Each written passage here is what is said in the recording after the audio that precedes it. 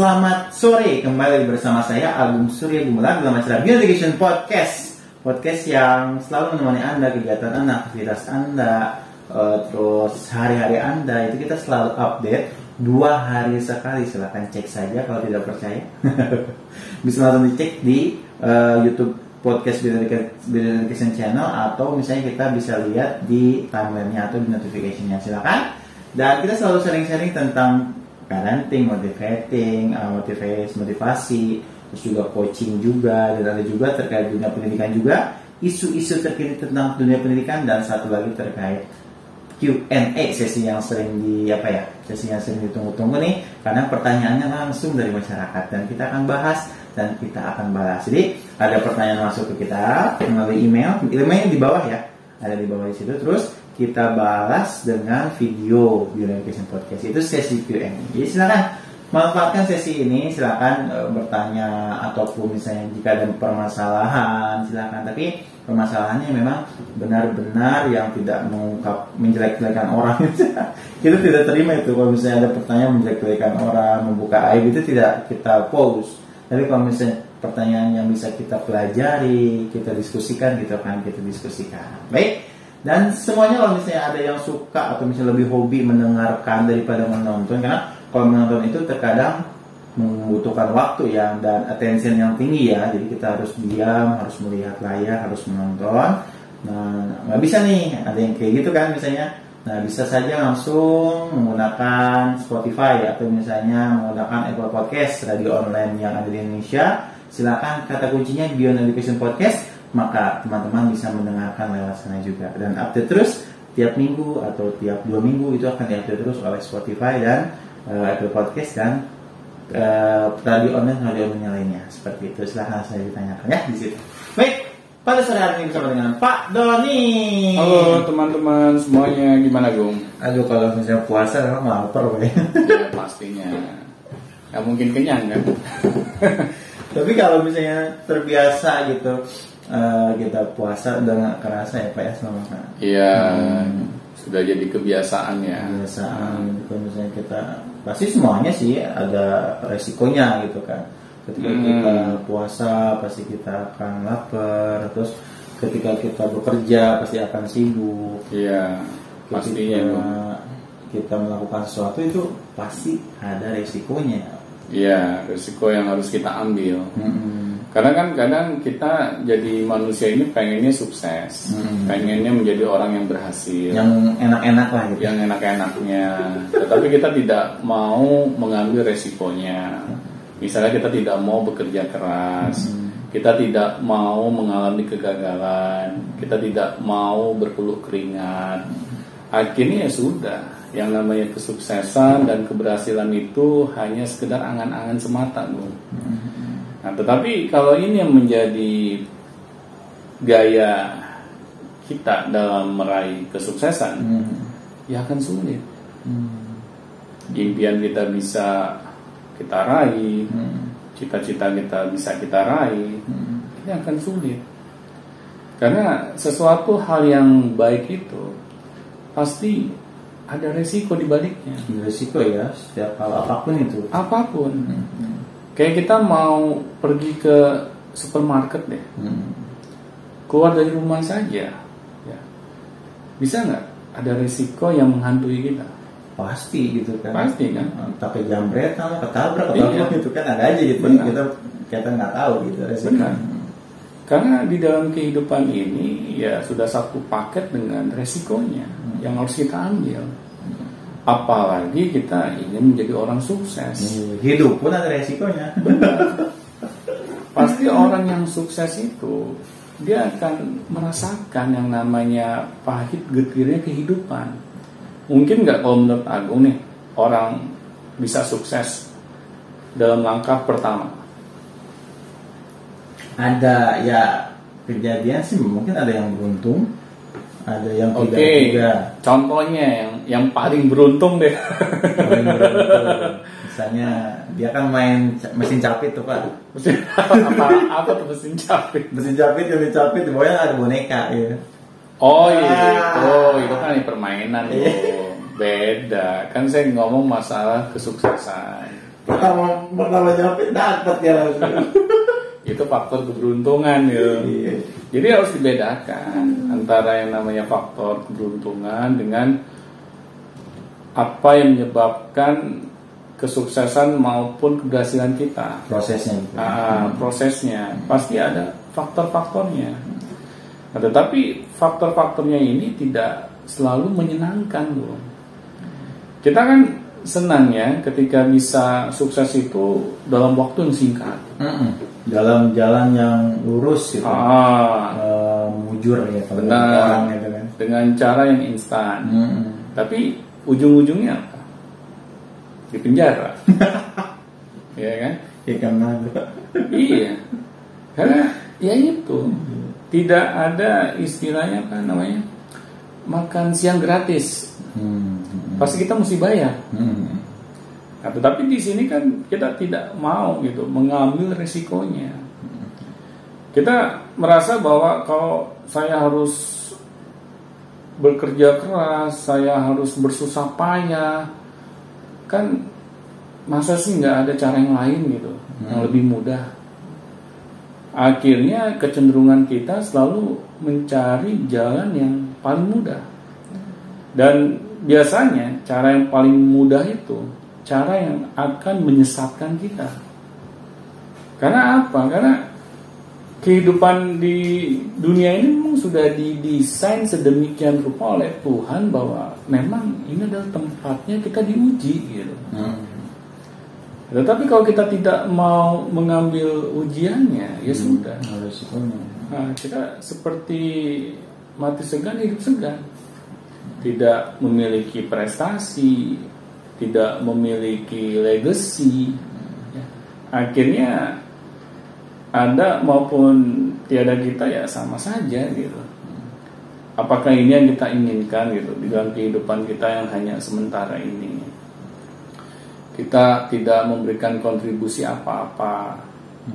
Apalagi kan yang namanya hidup hanya sekali, tetapi tidak berarti buat apa kita hidup gitu. Ya sama aja kayak kita ini benda mati gitu. Kalau benda mati masih dibilang wajar ya. Benda mati saja kalau yang saya itu masih ada fungsinya gitu. Kayak batu aja bisa dipakai buat bangunan gitu kan. Tetapi manusia masa mau disamakan dengan benda mati gitu. Kita hanya pasrah gitu. Mau dilempar ke kanan, mau dilempar ke kiri ya sudah deh, kita bergantung dengan nasib saja gitu. Padahal kita diberikan akal pikiran oleh Tuhan gitu. Nah, kalau kita tidak gunakan akal pikiran kita ini, kita termasuk orang yang bersyukur nggak sih? Iya. Karena maksudnya kondisinya setiap manusia itu kan dituntut untuk berusaha ya Pak ya. Pasti.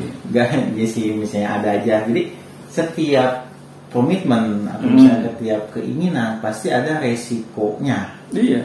Dan Agung melihat sih di sini ada resiko positif, ada resiko negatif. Iya, benar. Jadi gini, misalnya seseorang itu ingin menjadi sukses. Resiko negatifnya kan dia capek, dia ini, dia itu. Nah, resiko positifnya kan dia suatu saat bisa akan mencapai itu. Yang positifnya. Jadi setiap komitmen yang kita ambil di dunia ini karena yang berkaitan dengan karena manusia punya akal ya dan harus berusaha, pasti kita harus mau mengambil itu. Dan seorang pemabuk pun ada resikonya Pak. Apa? Positifnya ada, resiko positifnya. Apa? Resiko positifnya ya senang aja gitu, tenang melayang. Oh gitu. Tapi kan hanya kenikmatan sesaat gitu ya. Positifnya ada, bisa senang lah. Tapi lebih banyak yang mana? Negatifnya? Iya. Negatifnya kan bisa dia kena penyakit, kena apa, dikucilkan masyarakat. Iya. Apakah hal itu yang mau kita ambil? Hanya kenikmatan sesaat itu kan biasanya. Kita kan inginnya ketika kita meraih kesuksesan, dampak yang terjadi dalam kehidupan kita itu jangka panjang, bukan hanya sesaat. Malahan dengan kita sukses, kita memiliki sesuatu yang kita bisa lebih tebar manfaat lagi gitu ke banyak orang. Nah seharusnya kan memang seperti itu yang namanya kehidupan kita sebagai manusia gitu, menebar manfaat. Tetapi kalau kita tidak mau mengambil resiko atas apa yang menjadi impian kita, akhirnya sudah gitu, kita tidak melakukan apa-apa.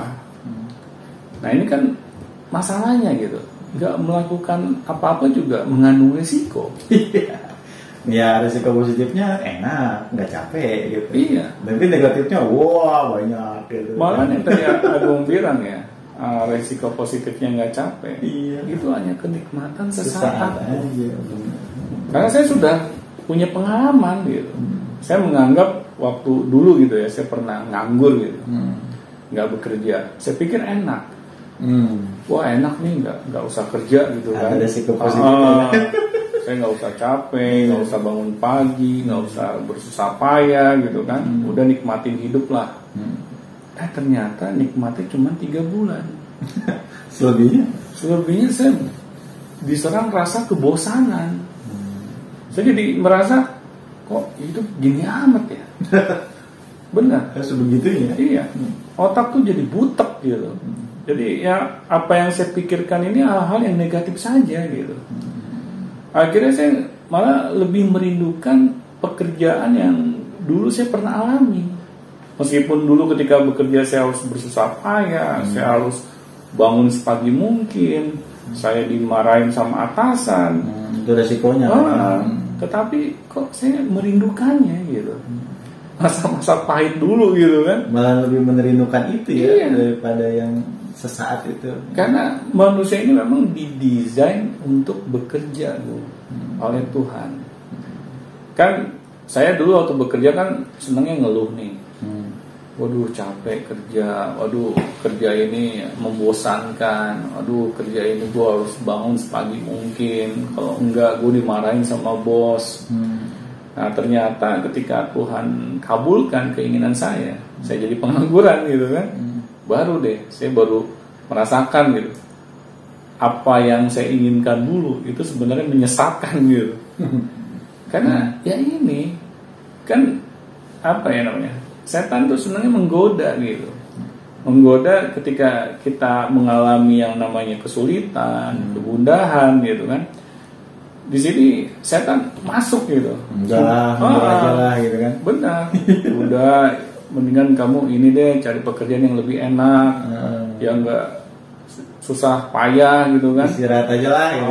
Udah istirahat aja. Ternyata kan pas kita rasakan itu semua, kita baru deh sadar, oh ternyata konsekuensinya itu lebih nggak enak gitu. Nikmat sesaat doang. Nikmat sesaat aja. Nah akhirnya ketika saya ini benar-benar merindukan gitu kan, ingin bekerja lagi. Di situ akhirnya Tuhan mengabulkan kan, saya bisa bekerja lagi. Saya jadinya merasa baru bersyukur gitu. Ternyata oh ini nih akibat manusia senangnya berkeluh kesah ya. Akhirnya kita lupa untuk bersyukur. Ketika hal itu dicabut gitu ya, apa yang kita keluhkan ini, ternyata itu menjadi bumerang buat diri kita sebenarnya. Iya.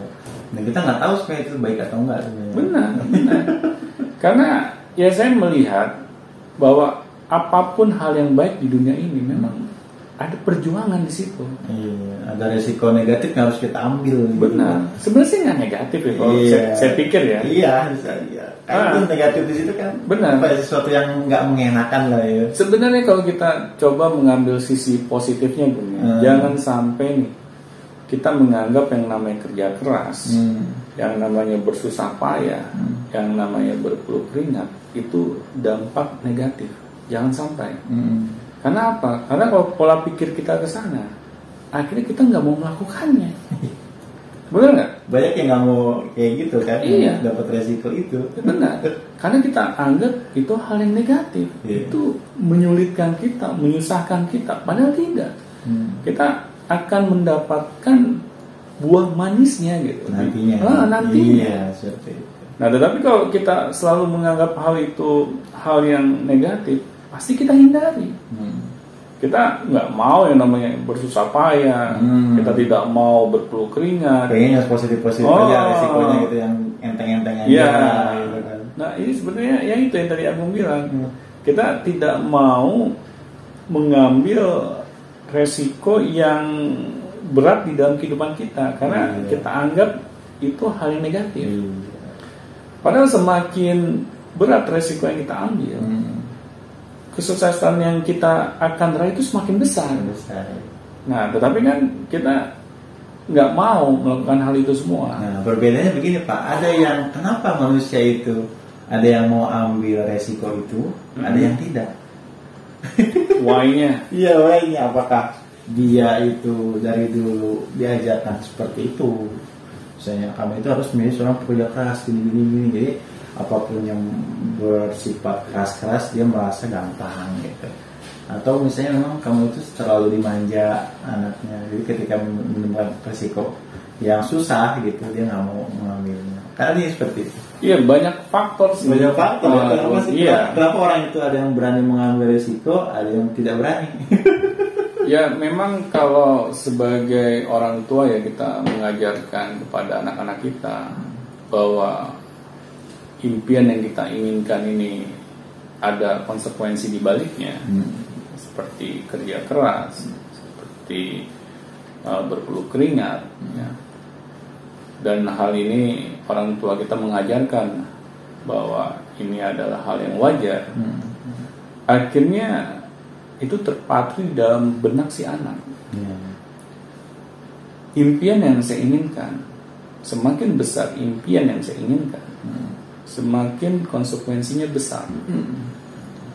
Dan ketika saya benar-benar menginginkannya, pasti segala konsekuensinya akan saya ambil.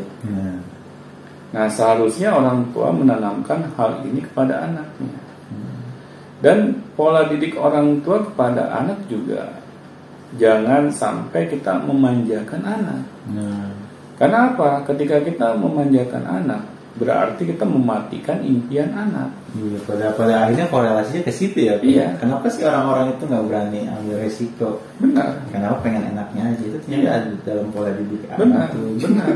Nah, tetapi kalau kita sudah terlanjur dewasa seperti saat ini gitu ya, kita harus paksa diri kita untuk mau mengambil resikonya. Karena ini kan tadi saya bilang di awal kan, hidup ini hanya sekali gitu. Masa sih kita tidak memiliki prestasi gitu yang bisa dibanggakan? Tetapi prestasi di sini jangan dikaitkan hanya sekedar uang semata ya. Nah, tetapi apa nih kontribusi besar kita bagi sesama? Nah, ini yang harus kita pikirkan gitu.